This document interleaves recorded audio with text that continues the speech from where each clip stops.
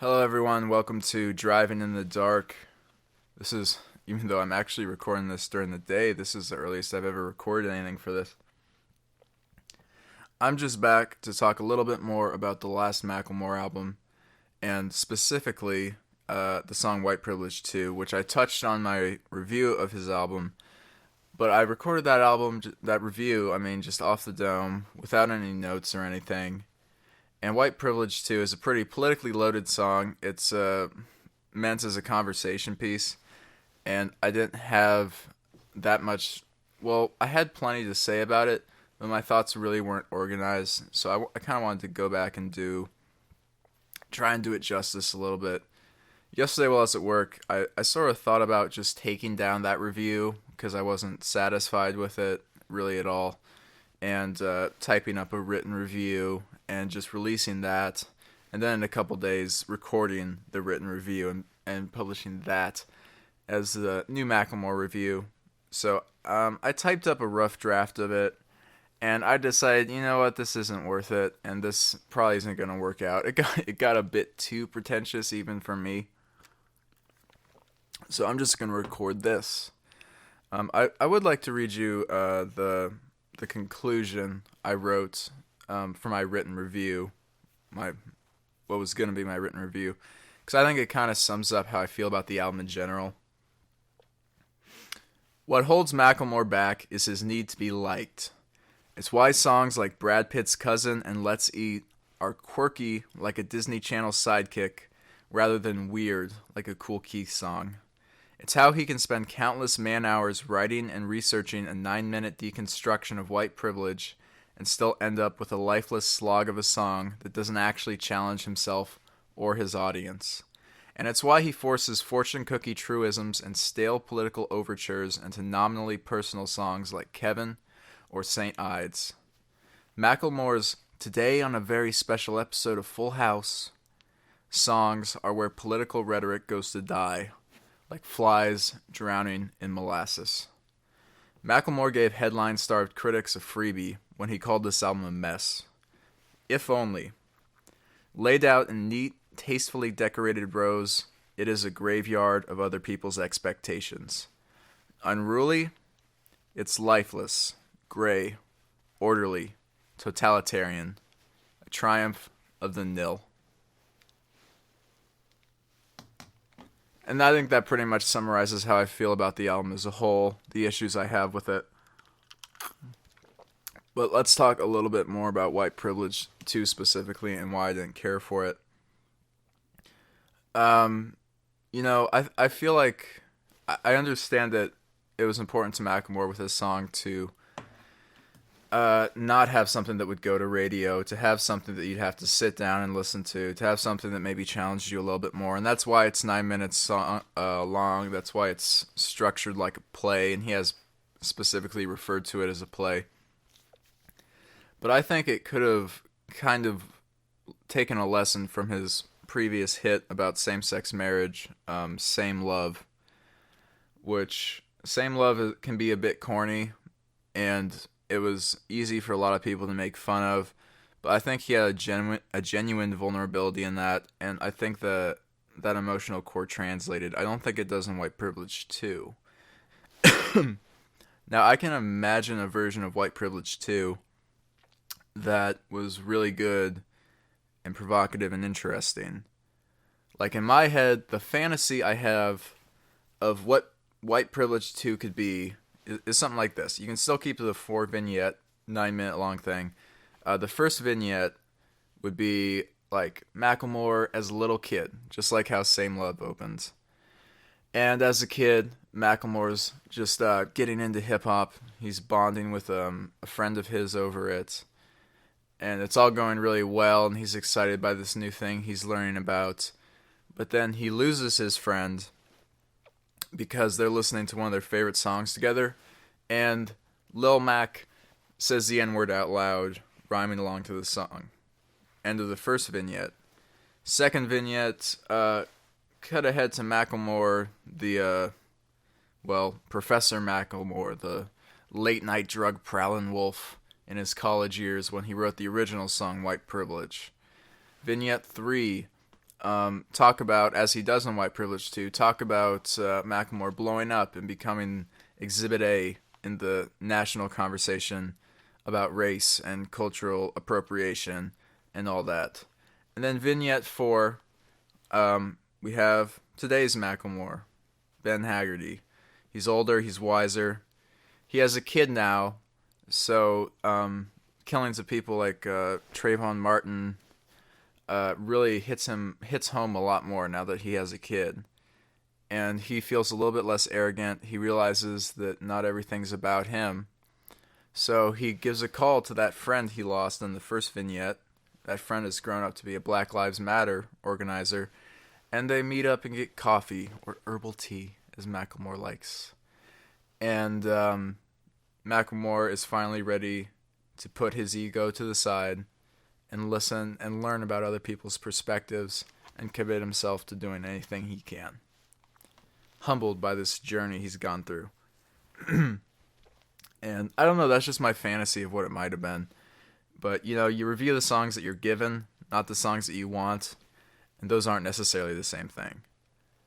My issue with White Privilege 2, if I can put it simply, is that Macklemore comes out of this song completely unscathed. Like in my fantasy of it, when I imagine, a verse about how Macklemore as a kid used the N-word when he was rhyming along to rap songs or something like that, that would be that would not reflect well on Macklemore. And I guess I'm kind of specifically thinking about the Eminem's controversy around that Foolish Pride song he recorded when he was like 14, where he says he hates black girls and uses the N-word a whole bunch of times. White Privilege 2 sort of bills itself as this hard look at Macklemore and this hard look at white people and white privilege and at race in America. But I don't think there's really anything hard about it. I don't think there's anything uncomfortable about it. In the first verse, we just get Macklemore sort of giving us an inner monologue as he walks around at a Black Lives Matter protest, feeling a little bit out of place, like, should I be here? And then he sort of speeds up his flow and just lists this, gives a list of stuff that cops have that separate them from him, that protect them from prosecution when they murder black children. And that's just there to kind of facilitate entry into the second and third verses, which basically take place in Macklemore's head as well.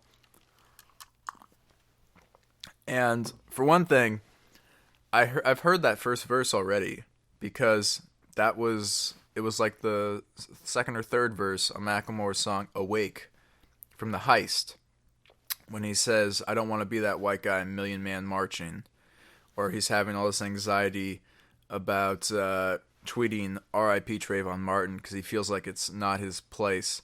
I think the verse is a very close rehash of "Awake." And I don't think it's something that...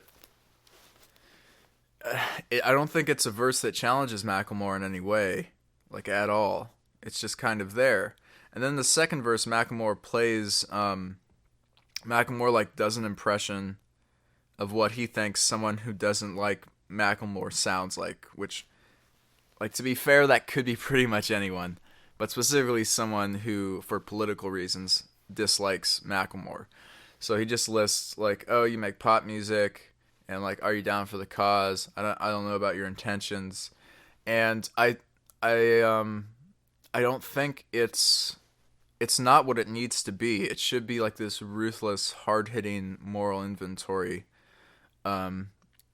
really taking down Macklemore from the inside.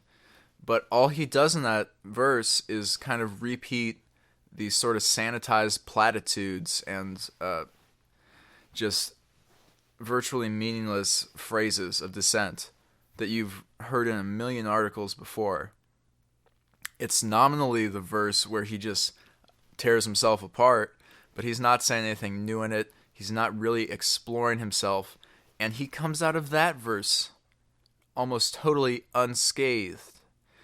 Like, he didn't reveal anything damaging about himself. He didn't really take a critical eye to himself in that second verse. And, Macklemore's out here saying in interviews that this song is supposed to be controversial. It's supposed to make people uncomfortable. It's supposed to open a dialogue by making everyone a bit uneasy. But from the second verse, I don't think Macklemore is even willing to make himself uncomfortable. Now, maybe his threshold for uncomfortable is extremely low, and so he was, in some sense, genuinely uncomfortable.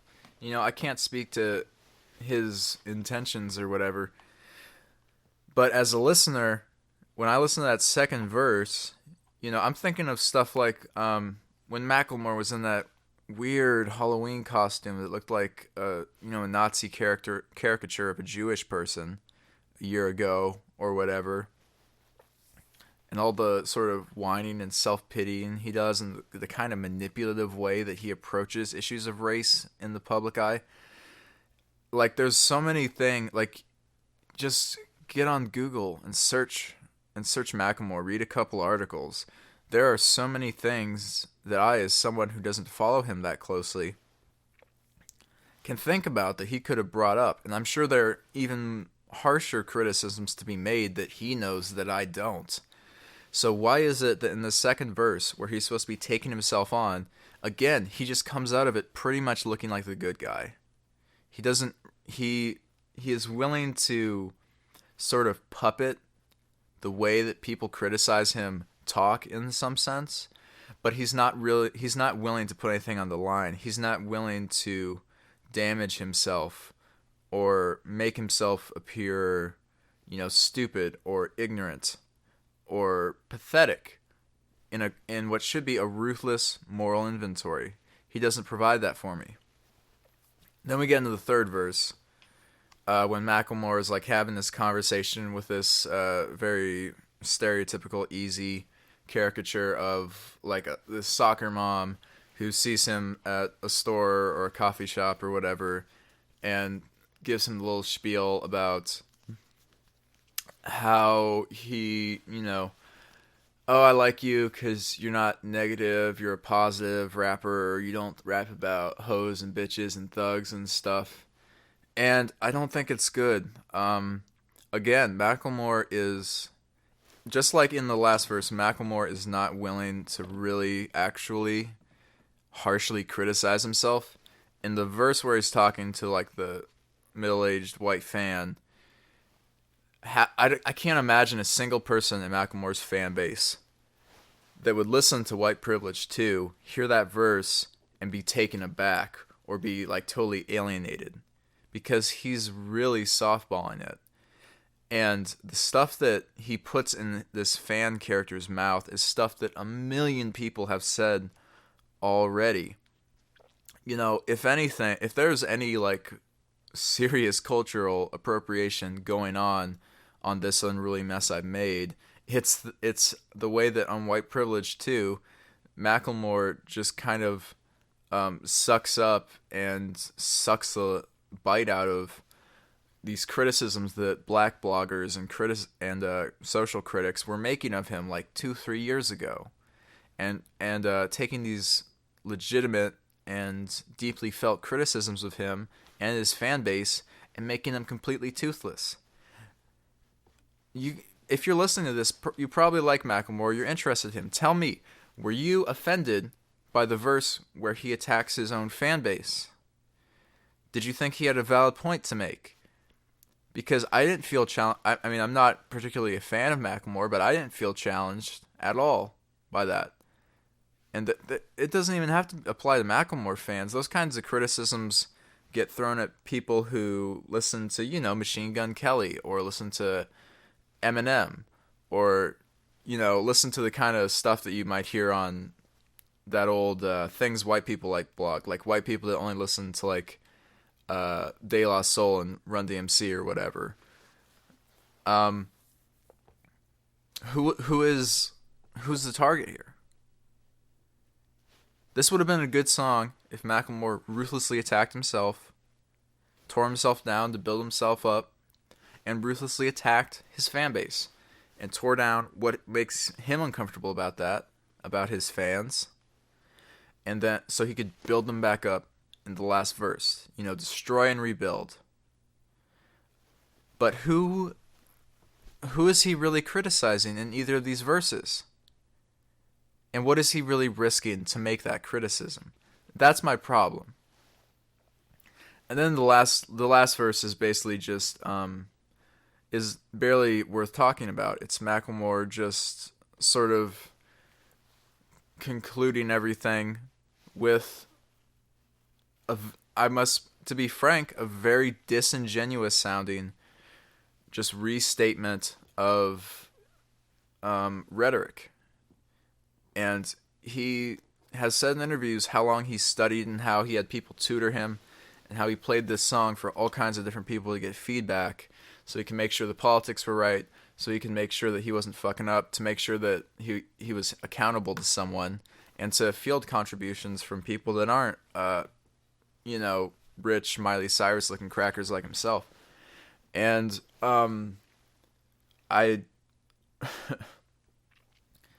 if that's really what he did, that he put all this time into getting this done, then it feels cynical to me, because this last verse doesn't sound like it has a logic to it. It doesn't sound like Macklemore's thought pattern. All throughout this album, on like Light Tunnels and on the first verse of this song, Macklemore rhymes like an inner monologue where he's just rapping all of his thoughts and thoughts.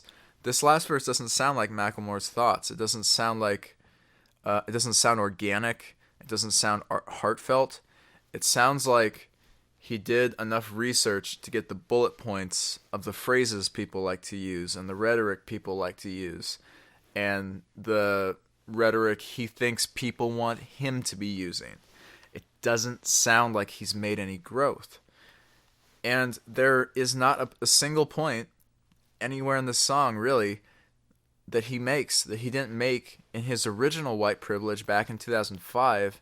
And I think he made the points much better back in 2005 on the original White Privilege that was heartfelt, or at least it sounded heartfelt, that was kind of challenging. Like when he called out Aesop Rock fans on that's how you alienate people, or like the verse with the soccer mom or whatever. He has a lyric on the original White Privilege, I don't rap about guns, so they label me conscious, but I don't rap about guns because I wasn't forced into the projects.